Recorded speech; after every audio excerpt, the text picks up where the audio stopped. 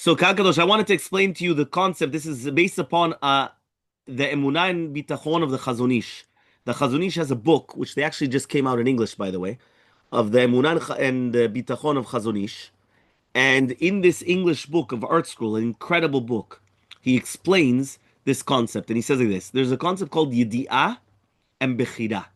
Yedi'ah means that we know, that Hashem knows everything that's going on, and Bechira, that we have the free choice. How does it work together? We know as a fact, right, that HaKadosh Baruch Hu is in charge of everything. But we know that we have free will.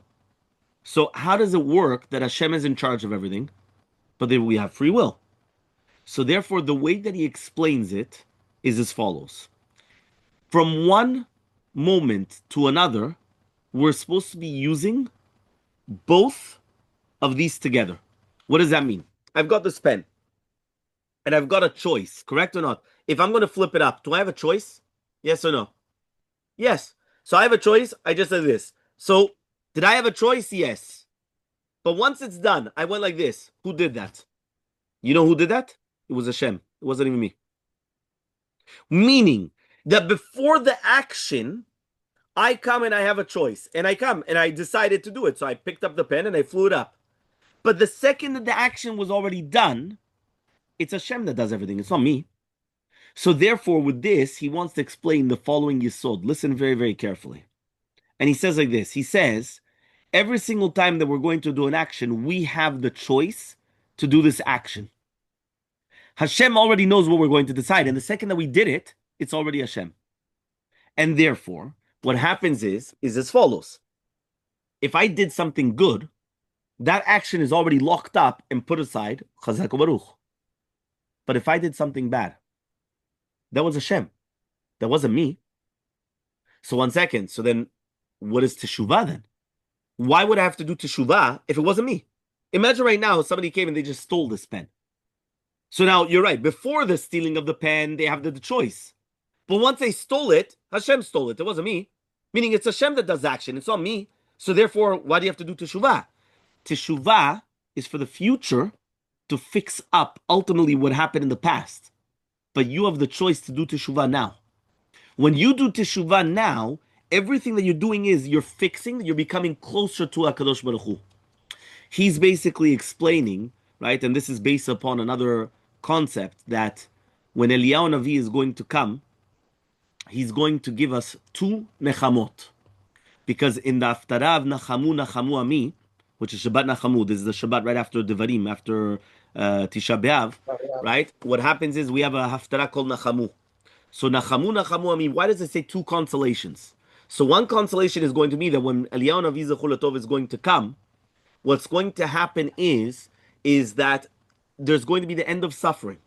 Nobody's going to suffer. There's not going to be machalot. There's not going to be nothing. Everything is going to be beautiful. And it's actually incredible because we actually see that by Eliyahu Navi. If you pay attention, what happened to Eliyahu Navi? Eliyahu Navi never died. So they never said the berachav dayan haemet. It was always zachul letov. It was always good by Eliyahu. There was no such thing as bad.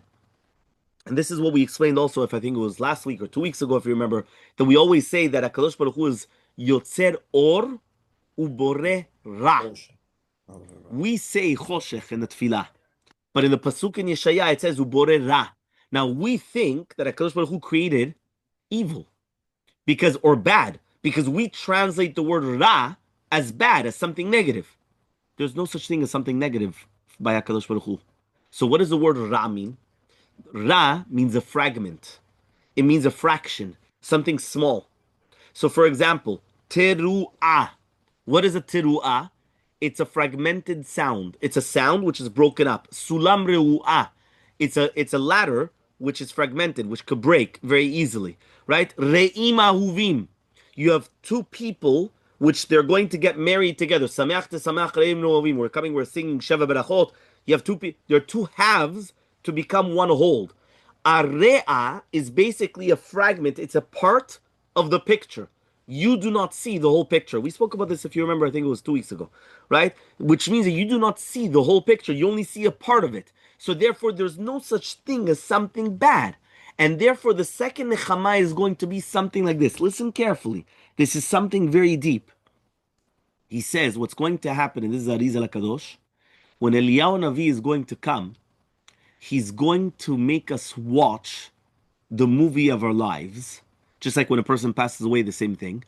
But here, there's going to be one difference. We're going to do teshuvah me'ahava.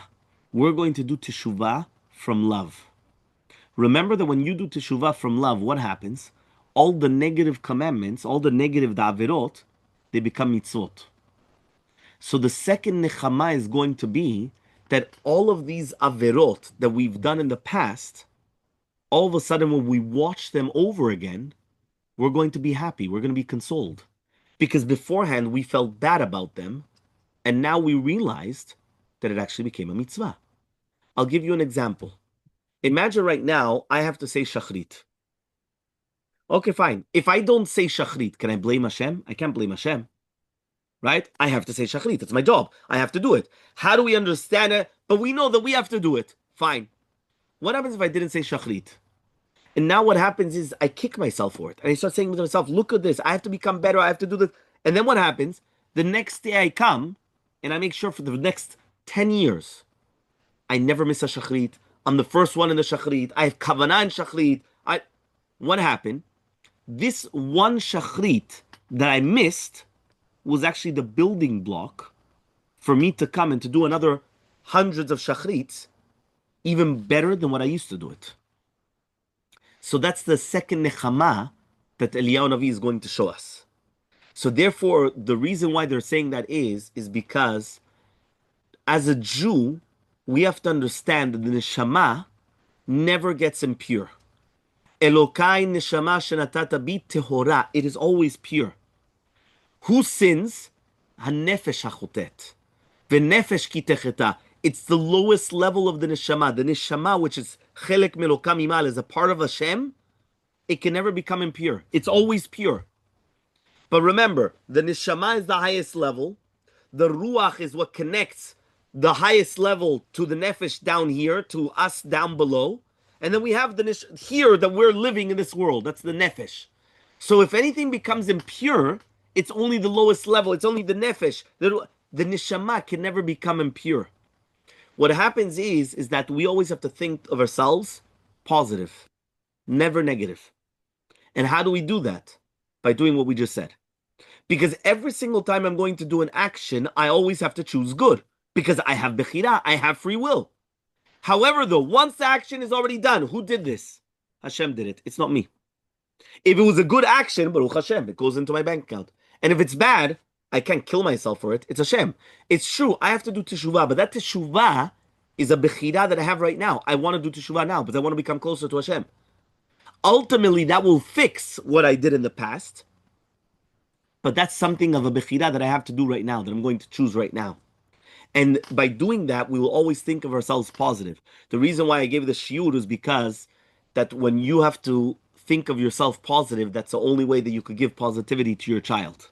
Because you cannot love your child if you don't love yourself. You have to first love yourself, and then you could love your child. And the only way that we love ourselves is that if we don't kill ourselves for the avirot that we do, but rather we always have a positive look, and we're going to look towards the positive to become even better people. And this, in essence, is also a Ramchal. The Ramchal comes and he says as follows. The Ramchal says, do you know that you have two people, completely identical people? Imagine right now, I'm plugging them in. One person, he comes in, they're both 100 years old, right? They both got married to the same woman. They both had the same children, grandchildren, everything the exact same. The same trials and errors, the same parnasa, the same everything. The first person in the story that we plugged him in, he came and he complained about everything. His children don't come to visit him. Kal v'chomer, the more so his grandchildren, right? He didn't have good parnasa. He can't find his slippers. He missed the breakfast. He's just a complainer. And he's complaining about everything that there is, and everything is negative. Fine? The second person, when we plug him into the story, he looks at completely different. He looks at completely on a different aspect. What's a different aspect? The way that he's looking at it.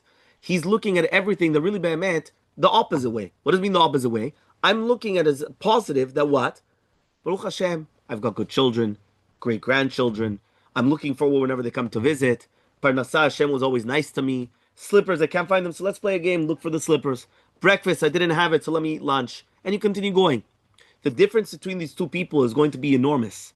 Shamayim v'aretz. But why? Because the tzaddikim are always looking for the positive. The reshaim are always looking for the negative. And therefore, what our job is always to do is always to look in a positive eye everything that we have, and not to do it in the negative. And I think that's what we're always supposed to do, to always look at ourselves in the positive light.